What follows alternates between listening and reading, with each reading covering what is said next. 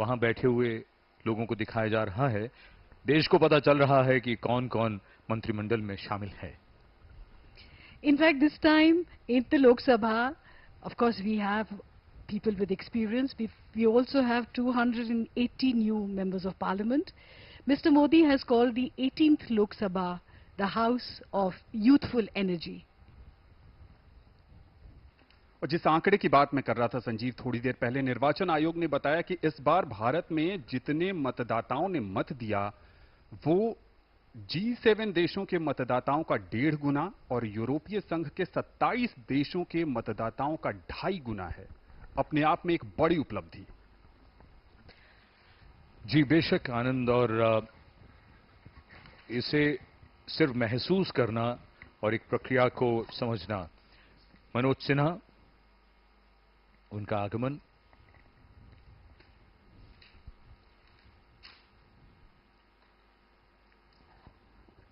This is a grand celebration of India, the largest democracy in the world, and people are, as they should be, at the center of a democracy. The outcome of the 18th general election is an emphatic reiteration of this tenet. The largest democracy of the world has spoken through its votes, and this is a celebration of that vibrance, that energy, youthful energy, because the youth of India came out in large numbers to vote, to speak, to express their opinion. And the new government has a responsibility to live up to the expectations of the people of India. As we reflect on the outcome of these elections, let us remember the significance of what has transpired. It's not just about the results, but about the process itself, the democratic process that lies at the heart of our nation.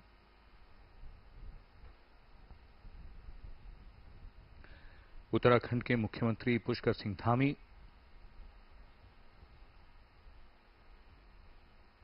Swami Chidanand Saraswati Parmarth Niketan से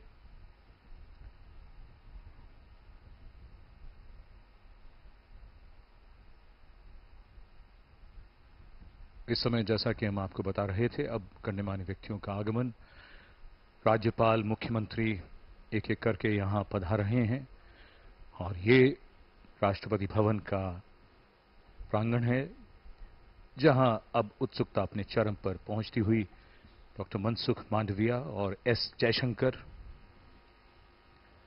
If only we could hear what they're talking about, Sanjeev. The excitement to know what's going on at this moment is so palpable and quite unbearable. उत्सुकता अपने चरम पर पहुंचती हुई। अभी अभी हम सभी ने देखा एस जयशंकर, हमारे माननीय मंत्री। हम सभी जानते हैं भारत अंतर्राष्ट्रीय मंच पर चमकता हुआ सितारा बनके हाल ही में उभरा है। दुनिया के प्रमुख देशों के साथ मजबूत रिश्ते हैं। आतंकवाद के खिलाफ सख्त कदम से अंतर्राष्ट्रीय मंचों पर भारत की सक्रिय भागीदारी बढ़ी है। ये तो एक सिर्फ झलक है सरकार के बहुत से कार्य। और अभी अभी हमारे बीच शुभागमन श्री अमित शाह जी का। अगर देखें तो पिछली सरकार की उपलब्धियों में महिला सशक्तिकरण, सरकार की पहल और उपलब्धियों में महिलाओं का सशक्तिकरण भारत के समग्र उत्थान की रीढ़ बनकर आया है। आज हम यहाँ पर बहुत सारे लोगों को देख पा रहे हैं, महिला नेतृत्व को हम देख पा रहे हैं। सामाजिक और आर्थिक उत्थान के मूल आधार भारत की महिलाएं हैं। भारत सरकार ने महिलाओं के जीवन को बेहतर और स्वावलंबी बनाने के लिए बहुत से महत्वपूर्ण कदम भी उठाए। उत्तर प्रदेश के मुख्यमंत्री योगी आदित्यनाथ का आगमन,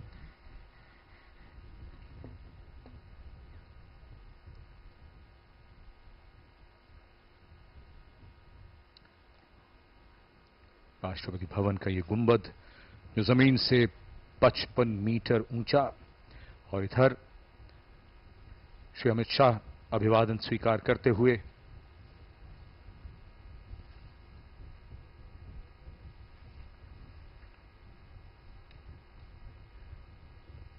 जो महत्वपूर्ण व्यक्ति हैं उन पर निगाहें। Yogi Adityanath,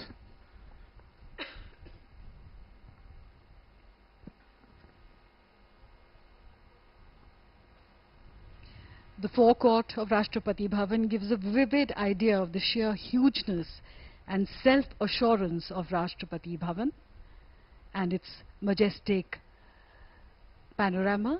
And we see Mr. Nitin Gadkari is present here, all smiles, warm greetings all around.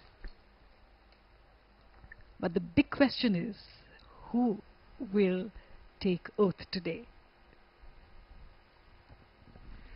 पिछली कुछ देर में जो हमने चेहरे देखे हैं लगता तो यही है, लेकिन Sanjeev, Mr. Kiran Rijiju, बिल्कुल former law minister. जी,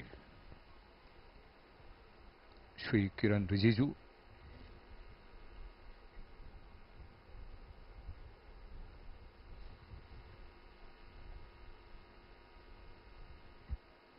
भव्यता को चार चांद लगते हुए। और आज जैसा कि हम सब जानते हैं, दिल्ली में काफी गर्मी का मौसम, तापमान 44-45 डिग्री को छूता हुआ, लेकिन इस समारोह की भव्यता ने इस तरह की किसी भी परेशानी को भुला दिया है और सूरज अब ढलने लगा है, गर्मी कम होने लगी है, उत्सुकता बढ़ने लगी है। सबको इंतजार है कि बस कुछ ही देर में जब यहां पर प्रधानमंत्री का आगमन होगा और वो अपने मंत्रिमंडल के सहयोगियों के साथ शपथ लेंगे। संजीव, आपने डूबते हुए सूरज की बात की, तो डूबता हुआ सूरज इतिहास होता है और कोई भी सभ्यता तभी दीर्घजीवी होती है जब वो अपने इतिहास को जाने, समझे और उसकी उत्कृष्टता को आत्मसात करे। आज का यह समारोह भी गौरवशाली भारतीय इतिहास को आगे ले जाकर अनुपम ढंग से आधुनिक विश्व में अपनी श्रेष्ठता और अनूठेपन से रूबरू कराने का बेहतरीन अवसर है। बिल्कुल सही कहा आनंद। आज सूरज डूबेगा तो लोकतंत्र की नई सुबह भी तो होगी, और उसी लोकतंत्र की नई सुबह का साक्षी बनने के लिए यहां पर तमाम लोग उपस्थित हैं। इसमें महान विभूतियां भी हैं, जनप्रतिनिधि भी हैं, आध्यात्मिक गुरु भी हैं और साथ ही साथ जिन लोगों ने अपने मतों का प्रयोग कर इन जनप्रतिनिधियों को यहां तक पहुंचाया है, देश के तमाम नागरिक भी हैं। So Anand, let us celebrate this momentous occasion, this triumph of democracy. Let us salute the Indian citizens who have shown the world the true meaning of power and responsibility. ये हैं केरल से लोकसभा के सदस्य सुरेश गोपी। पहली बार भारतीय जनता पार्टी ने केरल में लोकसभा में अपना प्रतिनिधि चुना है और सुरेश गोपी वहां का प्रतिनिधित्व करते हुए। Doordarshan is bringing original and exclusive coverage, which serves as the national broadcaster, bringing these rich and vibrant visuals into homes across India. Rashtrapati Bhavan की भव्यता 330 एकड़ में फैला हुआ, जिसमें संजीव जी 340 कमरे हैं। इसके निर्माण में 70 करोड़ ईंटें लगी। राष्ट्रपति भवन की केवल मुख्य इमारत ही 5 एकड़ में फैली हुई है। भव्यता देखिए आप, स्क्रीन पर हम देख पा रहे हैं। इस भवन के सभी गलियारों की कुल लंबाई लगभग 2.5 किलोमीटर है। भवन में 227 स्तंभ हैं। इनमें छत पर तश्तरी नुमा फव्वारे शामिल हैं, जिन्हें आप अपने स्थान पर बैठे बैठे देख सकते हैं। ये इसकी भव्यता है। प्रांगण से भवन में प्रवेश करने पर 31 चौड़ी सीढ़ियों के बाद ईसा पूर्व 3री सदी की शानदार रामपुरवा बुल स्थित है, जो सम्राट अशोक के शासन काल में निर्मित एक स्तंभ का सबसे ऊपरी हिस्सा हुआ करता था। हुमा, अगर आप विस्तार की बात करें, ये वो इलाका है जिसे जब 1911 में नई दिल्ली की नींव रखी गई, ये तय किया गया, तो पहले तो दिल्ली की राजधानी किंग्स कैंप की तरफ बनने को थी, लेकिन जो इसके वास्तुकार थे एडविन लचन्स और हर्बर्ट बेकर, उन्होंने तय किया कि रायसीना पहाड़ी पर इसे बनाया जाए। पहाड़ी की चट्टानों को विस्फोट के जरिए तोड़ा गया और फिर ये जगह बनाई गई।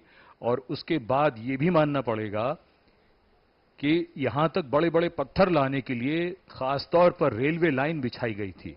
कई ऐसी बातें इतिहास के पन्नों में दर्ज हैं, लेकिन आज मौका है आज के इस भव्य समारोह की चर्चा करने का, यहां की उत्सुकता और जोश को यह समझने का कि अब बस कुछ ही समय बाद यह समारोह जब प्रारंभ होगा, उसी की प्रतीक्षा में हम सब, पूरा देश बैठा है, क्योंकि लगातार तीसरी बार ये देश में दूसरी बार ऐसा होगा जब कोई प्रधानमंत्री लगातार तीसरी बार प्रधानमंत्री के तौर पर शपथ लेंगे।